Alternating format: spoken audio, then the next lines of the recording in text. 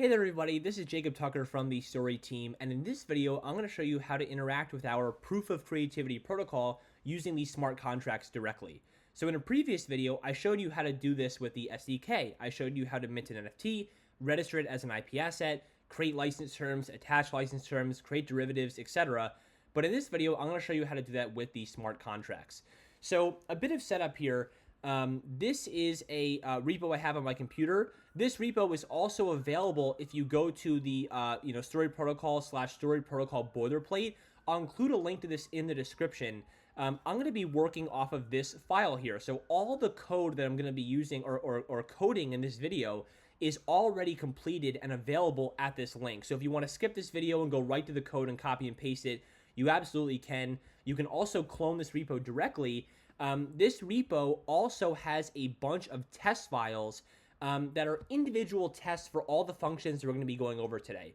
So in this video, we're going to be going over registering IP, attaching license terms, creating license terms, etc. I have an individual test for each of those in separate files. So in 0_IPA registrar, you can see how to register IP, and there's multiple tests associated with it. In 1_license terms, you can see how to create license terms, and there's a test associated with it. So you can view those, but in this video, we're going to stick to the example.sol file and combine a couple of those functions into one to show you real applications of this, I guess in a real setting. There also is a example.t.so file, which will test the code that we create today to make sure that it works, that I'm not fooling any of you.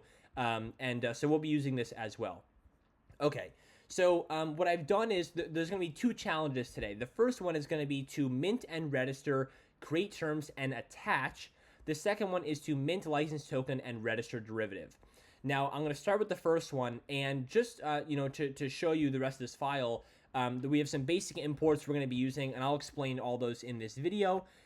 We also have a bunch of variables set up. These are just going to be the pre-deployed contracts that exist on Story that we're going to be interacting with. So you can see in our constructor, all that we're doing is passing in the addresses for these already deployed contracts that live on Story that are going to be helping us register IP and all that kind of fun stuff. And these addresses are coming from the test file. Now, you may be a bit confused here, but it's actually very simple. These addresses that I've listed here are coming from our documentation. So if you go to our docs, you scroll down on the left here, click on Deployed Smart Contracts, and click on the Odyssey tab, you can see all the addresses that you will need. So the first one is the IP Asset Registry. This is what's going to help us register IP. You can see this is under Protocol Core IP Asset Registry.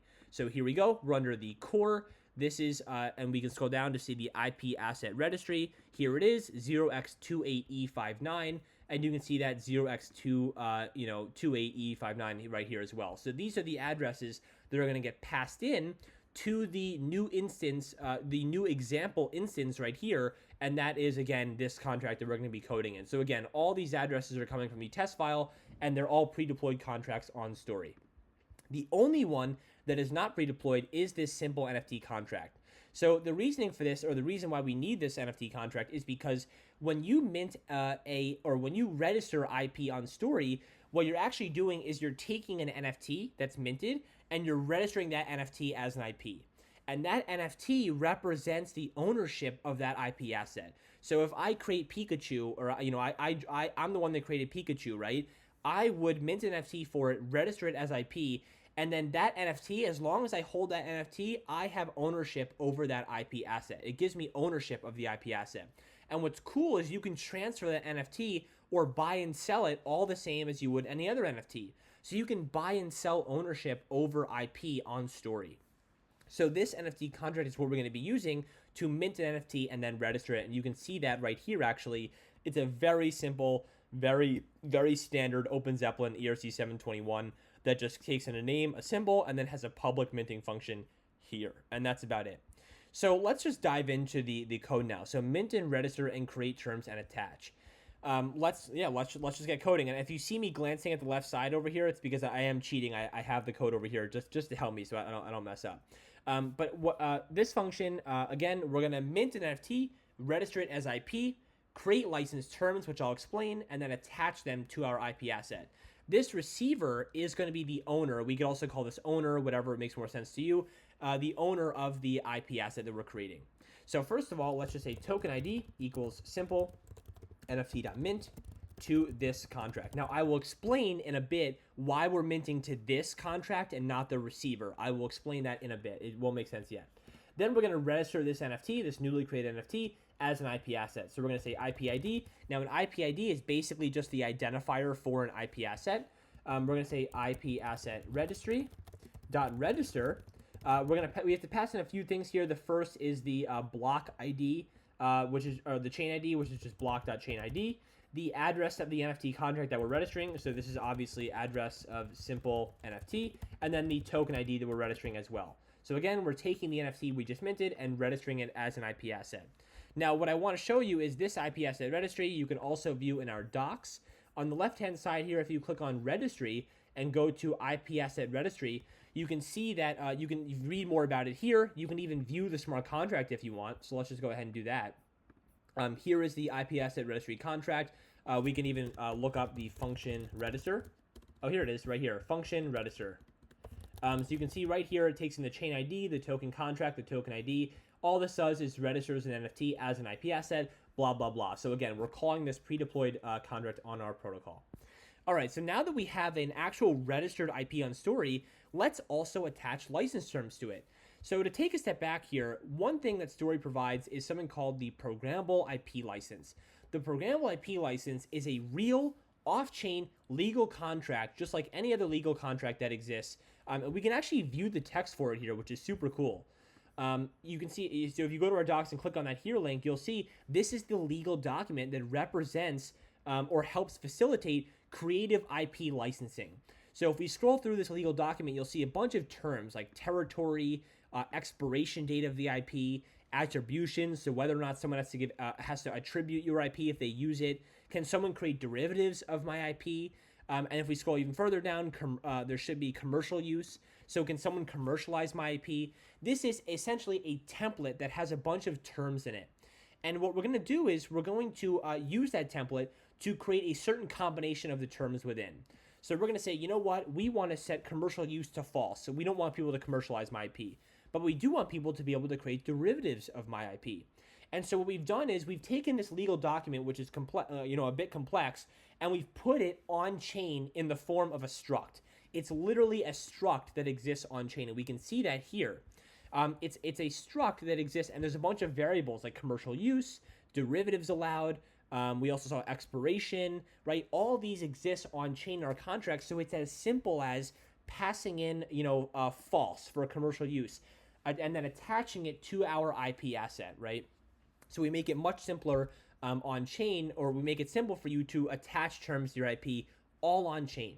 So what we're going to do is we're going to say we're going to create a new license terms ID. Now, again, just to make this as simple as it can be, license terms are just a combination of the template. So the template in this case is the programmable IP license, right? This is the template, the contract, and we're going to take the terms within, like commercial use and transferability, and set them to actual variables so that we basically end up with a certain combination of those values, and that's the license terms.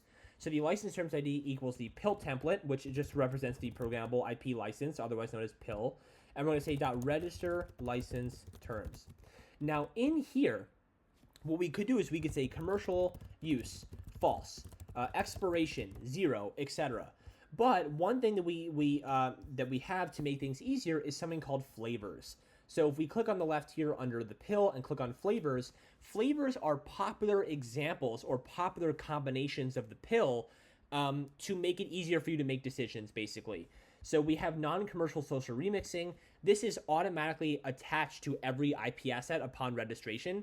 So honestly, or technically at this point, after we've registered, it already has non-commercial social remixing on the IP asset, which is really cool. And that is actually license terms ID 1. What we're going to do is we're going to scroll down to the commercial remix, which again is a set of terms that are predefined for you as a helper, but there are certain fields you can set. So there's certain, like parameters that you can change, like commercial rev share. So the commercial rev share represents what is the percentage, if someone uses my IP, what percent of their revenue do I want? Do I want 10% of the revenue, etc.? what royalty policy do I want them to use, or do I want to use? And I'll go over that in a bit too.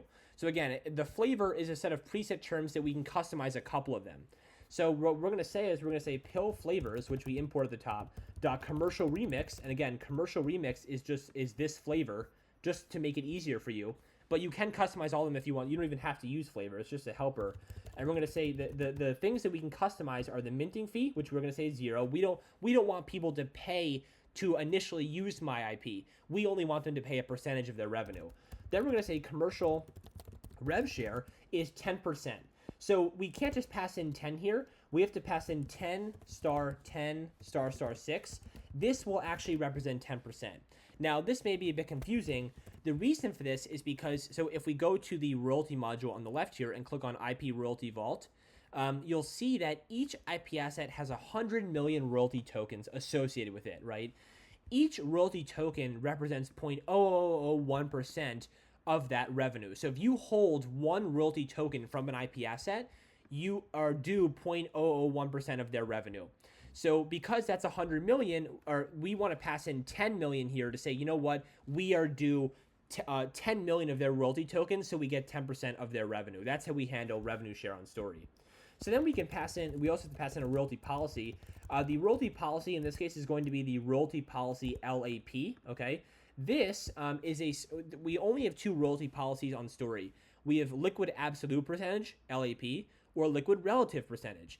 Each of these, and I won't dive into this too much, please feel free to check out the docs, but these just define how revenue is actually shared and what that percent means. In LAP, 5% means 5% of every single child that comes after it. In LRP, it's a relative percentage, so 5% of the following asset, 10% of the following asset, etc. But in this case, we're going to use LAP as our royalty policy. And then we also have to pass in currency token. Currency token is the token we want to use as revenue. So what revenue can they collect, and what revenue do I, and what revenue am I going to be taking from them, right? In this case, we're using SUSD token. Now, right now, the token that you use for a currency token has to be whitelisted by Story. It can't be any ERC20. If you go to deployed smart contracts and click on whitelisted revenue tokens on the right here, you can see under Odyssey, which is the testnet we're using right now, there's SUSD and wrapped IP. We're going to be using SUSD in this case because it's just easier to use, and you can actually mint some directly from StoryScan. So you can put in your address here and an amount, and you can actually mint test SUSD. Please keep it relatively small if you're going to do that and test with it, just to make it better for other developers. So we're going to be using SUSD, and it may be a bit confusing because SUSD is listed under the mocks here. But just like all the other contracts, SUSD token is also pre-deployed on Story. So if we go to the testing file right here, you'll see that this is the address for it. Again, it's the same address you'll see right here. Okay, so that's the address that we put right here, and what gets passed in the constructor, and what is represented right here as well. Okay, awesome. And the only reason that we have SUSD here is because it doesn't come in the Story Protocol GitHub package that we install. Okay, so now that we've specified that, now we actually have license terms ID. And so now we're going to take those license terms we created and attach them to the IP asset. So we're going to say licensing module dot attach license terms IP ID. The address is the pill template that we're using. Again, there's only one pill template on Story. Actually, I believe that so the programmable IP license, the way to explain this is Story supports any type of pill template. So a pill template is essentially a set of terms, right? In the pill, it's the terms you see here. But Story technically supports any pill template, any license. But right now, the only one that is whitelisted is the pill. So the only option here to pass in is the pill template. In the future, we see a system where we would support, just like the pill is tailored for creative IP use, maybe someone want to create their own template for specifically music creative IP. And so they could add their pill template to the protocol, but right now the pill is the only supported template. So we're going to pass in the address for the pill here, and then the license terms ID we want to attach. And remember, the license terms ID is just a set of terms that have been created from this pill template.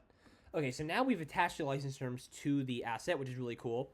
And just to go back to this, so why did we mint the NFT to this contract? The reason is because only the owner of an IP asset can attach terms to it. And the NFT, or the person that owns the IP asset, is the one who owns the NFT.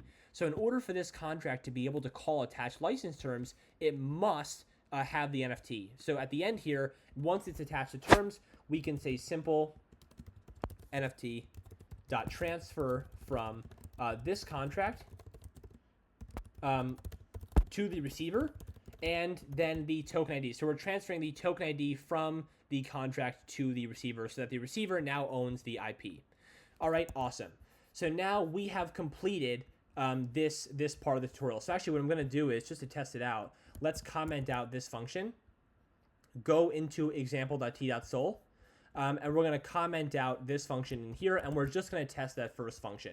So let's go ahead and do that. Let's go ahead and test our first function here, hope that everything compiles and goes well, and that the demo gods are with us today. All right, so it passed. Awesome. So it passed on our first try. So again, that minted NFT, registered as IP, created license terms using flavors as a utility, attached the license terms to the IP, and then transferred the NFT back to the or to the receiver so that it now owns, or the receiver now owns, that IP asset. Awesome. So now let's go back to this function here. All right, I'm just going to space this out so that, I'm just going to space this out so that it's easier for us to do this together. All right, cool. So now that we've done this, what we're going to do in this next function is say we want to mint a license token and register derivative. So what the heck does that mean? Well, let's say on Story we want to create a remix or a derivative of someone's IP. Let's say that I'm the owner of Pikachu, and someone wants to create an image where it's Pikachu wearing a hat and doing a dance, right? That's a remix of my IP. And so in order to create a remix of someone's IP asset, you have to first get a license to use the original work, right, in order to remix it. What that license is on Story is a license token. A license token is essentially a license that allows you to use the IP asset that it's minted from, that the license token is minted from, in order to use that IP. So a license token itself is a ERC-721 NFT, which is really cool when you think about it, because you can imagine that you can buy and sell this NFT, this license, on secondary marketplaces, or do some cool DeFi activity with the license token, which again gives you the right to use that IP. So you can, there's a lot of cool DeFi scenarios around buying and selling licenses, or the ability to use an IP. So in this case, what we need to do is we need to mint a license token from the original or the parent IP so that we can register our child IP as a derivative. And what actually happens what happens behind the scenes is the license token, when you make a derivative, gets burned to register your child IP as a derivative of the parent. So you could, if you wanted to, hold the license token and just say, you know what, I want to take your Pikachu, your exact Pikachu picture, your drawing, and I want to put it on a t-shirt and sell it, as long as that license says I can commercialize it and whatnot, right? I could just hold the license in my wallet, that license token, and sell the original. But if I want to create a derivative like Pikachu with a hat on it and register that as a derivative, then I have to burn the license token in order to register it as a derivative on the protocol. And when I say register as a derivative, it's a literal link that exists in the code that links it to the parent, so that things like automatic royalty flow can happen between the child and the IP asset. So for example, when someone earns revenue on the child, it gets automatically flowed up to the parent. And again, all based on the license terms that we specified here. So what we need to do is, in order to make a derivative, we first need to create an IP asset, because we're going to be creating a derivative. So just like we did above, we're going to say child token ID equals simple NFT.mint to this contract. Okay? And again, just like we did above, we're going to say child IP ID equals IP asset registry. And we already did this above, so I'm just going to quickly go through that. Okay? So now we have a child IP asset. And so what we want to do now, in order to link it as a derivative of the parent, we need to mint a license token. And so let's do that now.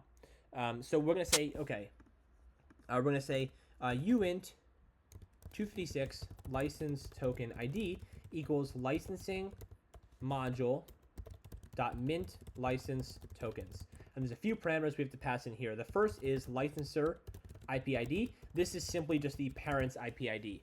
So we pass that in right here, right? We're creating a derivative of this parent IP ID. The next part is the license template. This is the address of the pill template. Again, this is the only template we support, so that's what you're going to fill in here, and that's where the license terms that we're minting the license token for are coming from. So then license terms ID is again, the license terms that we're passing in right here. Theoretically, this would have been created and attached to the IP in a function like this before, all right? So then we're going to say the amount is 1. Now, this is just saying we want to mint 1 license token. You could mint more, but remember, let's say there's a minting fee, right? So let's say this minting fee was like 5 or something, 5 SUSD. Then it would cost 5 SUSD for each license token you mint. But in this case, it's just 0. Then the receiver is addressed to this. So we're going to mint the license token to this contract so that this contract can burn it to register as a derivative. And then royalty context. Now, when you're dealing with a pill, this is just 0. I believe that the only reason we have this here is so that if we ever support future pill templates or future templates, then you would pass in some extra data here, but not right now. Okay, so now that we've created the license token, we're going to use that license token to register our child IP asset as a derivative of the parent IP asset. So we're going to come back to this in a second. Don't think I'm skipping it. So we're going to say licensing module.register derivative with license tokens, like that. And we're going to say the child IP ID is the child IP ID that we created above. The license token IDs is going to be an array of license token IDs we haven't created yet, so don't worry about that. And then royalty context, which we don't need for the pill template. So we basically need to construct an array of license token IDs. So we'll do that in Solidity, of course, up here. This is all in Solidity. I don't know why I said that. License token IDs equals new UN256. It's just going to have one slot in the array because we only have one license token. Token IDs at 0 equals the license token ID that we minted above. Okay? So that's going to get passed in here. And now, at this point, this child IP asset is now linked as a derivative of the parent. Okay? And then lastly, we're going to transfer. We're going to say simple NFT. I'm just going to tab this because we already know this. We're going to transfer this child IP asset to the receiver here, who is the intended owner. Okay? So we're going to save that. We're going to go back to our example file. We're going to uncomment this, and we're going to run this code and hope that it compiles. All right. It is compiling now. And if everything goes well, then we will have, minted an NFT and registered it as, made a IP of it and made it a derivative. All right. So it worked. Awesome.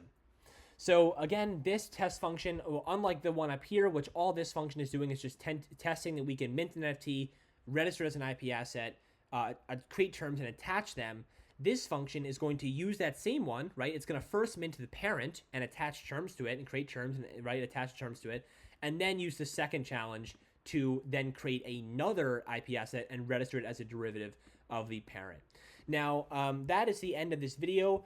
You'll probably realize I didn't go over any royalty examples just because I didn't have any examples of that in this file. But if you want to learn more about royalty payments and collection of royalty from the terms that are specified, you can go to 5_royalty.t.sol, and you'll see here that we actually, in the setup function, we first create a derivative of a parent IP asset. So we have a child and a parent.